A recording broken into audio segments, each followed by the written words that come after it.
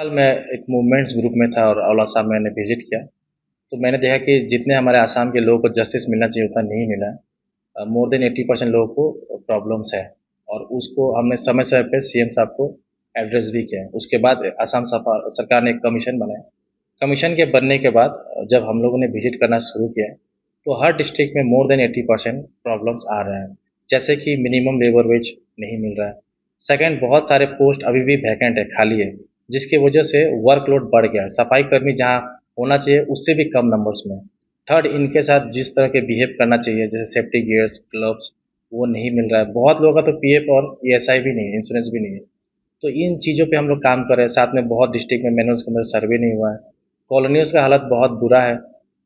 कॉलोनियाज़ बहुत गंदे कंडीशन में, जैसे कि वहाँ पे ना ड्रेन है, ना इलेक्ट्रिसिटी है और ना ही उनका रिनोवेशन होता है, ना मेंटेनेंस होता है और ना ही हमारा लैंड अलॉटमेंट है।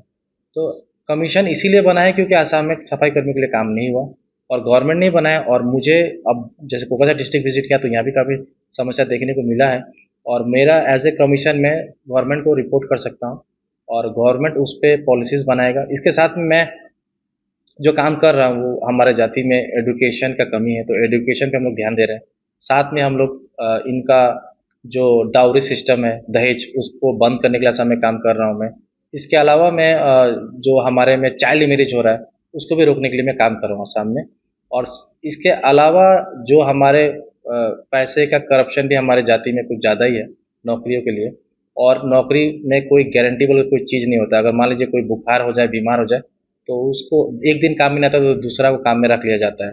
और सबसे बड़ा बात तो ऑफिस में जो अत्याचार होता है सफाई कर्मियों के साथ, जैसे कि उनका ज़्यादातर काम में उनका वेतन जो मिलना चाहिए सैलरी वो नहीं दिया जा रहा है।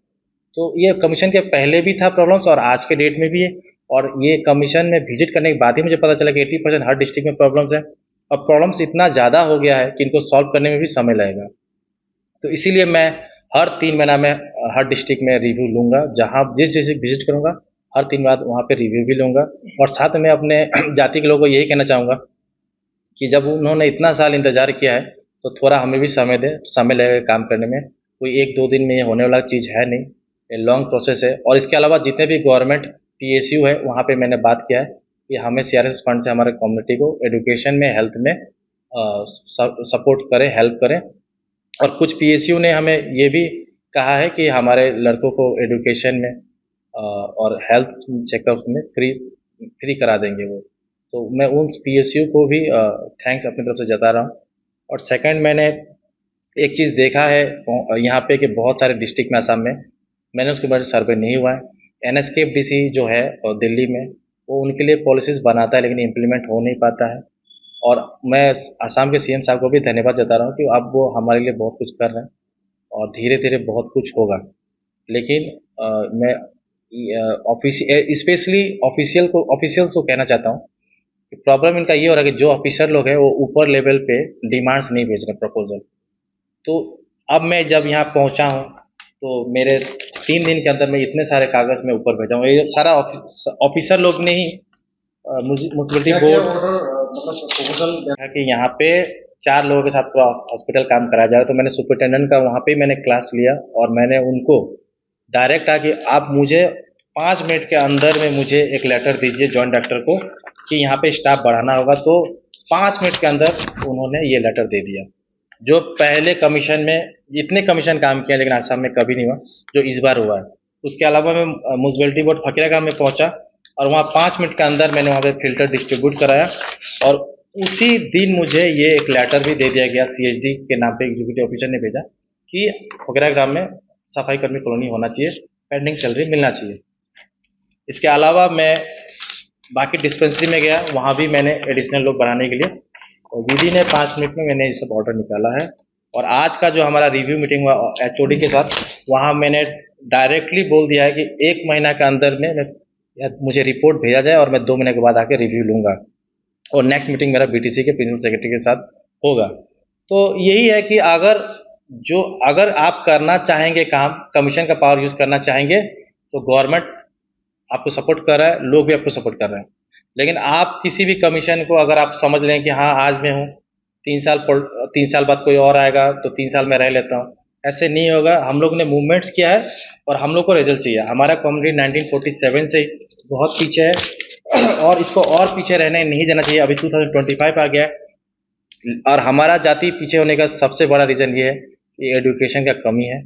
और सेकंड, ऑफिसर्स लोग जो है वो कुछ गलती कर रहे हैं, जैसे कि पीएफ नहीं दे रहे हैं, इंश्योरेंस नहीं दे रहे हैं, जॉइनिंग लेटर नहीं दे रहे हैं, एडमिट उनको जो अपॉइंटमेंट लेटर होना है वो नहीं दे रहे हैं। तो कोई कागज ऑफिस में इनका डॉक्यूमेंटेशन है ही नहीं। सिर्फ आसाम में नहीं, पूरा इंडिया में सफाई कर्मियों का डॉक्यूमेंटेशन नहीं हो रहा है। उनका ना पीएफ हो रहा है, ना इंश्योरेंस हो रहा है। कुछ ऑफिस कर रहे हैं, पर उस कुछ ऑफिस को लेके मैं 100% नहीं बोल सकता। तो मेरा पूरा उम्मीद है कि सिर्फ आसाम सरकार नहीं, भारत सरकार भी और नेशनल सफाई कमीशन भी और स्टेट कमीशन जहाँ जहाँ है वो स्ट्रिक्टली काम करे। अगर आप काम कर सकते तो 5 मिनट में, अगर मैं 3 दिन में इतना रिपोर्ट निकाल सकता हूँ, गवर्नमेंट ऑर्डर निकाल सकता हूँ, तो 1 साल में बहुत काम हो सकता है। इसीलिए मेरा जितना एज ए मेंबर मेरे पास जितना पावर था मैं उतना किया हूँ। मेरे ऊपर भी वाइस चेयरमैन और चेयरमैन लोग हैं, वो लोग अपना करेंगे। और एज ए मेंबर ही नहीं, मैं एज ए सफाई कर्मी का लड़का के हिसाब से मुझे जहाँ भी जाना होगा मैं काम करूँगा। और ये समय आ गया है कि हमारे जाति को यूनिटी, एकता रखना होगा, लिटरेसी रेट बढ़ाना होगा, एजुकेशन पे ध्यान देना होगा और जो आपका ये डाउरी सिस्टम है सबको बंद करना होगा। और गवर्नमेंट से मैं रिक्वेस्ट करता हूँ कि जो जो प्रपोजल हमने बनाया है ये रिव्यू में, उसको ऊपर लेवल पे पास किया जाए, वरना ये सब ऑफिस में रह के कहीं धूला जम जाएगा, काम नहीं होगा। और मैं बाकी का नहीं पता, लेकिन मैं वो कमीशन का इंसान हूँ तो अगर मुझे ये सब रिपोर्ट फॉलोअप में करूँगा और मुझे कहीं पे कोई सेटिस्फाई नहीं मिलता है तो मैं उस ऑफिसर के ऊपर लीगल एक्शन जो बायलॉज में मैं लूँगा।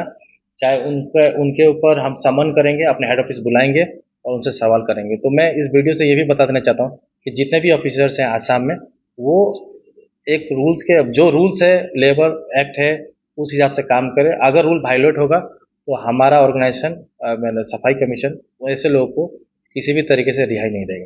धन्यवाद।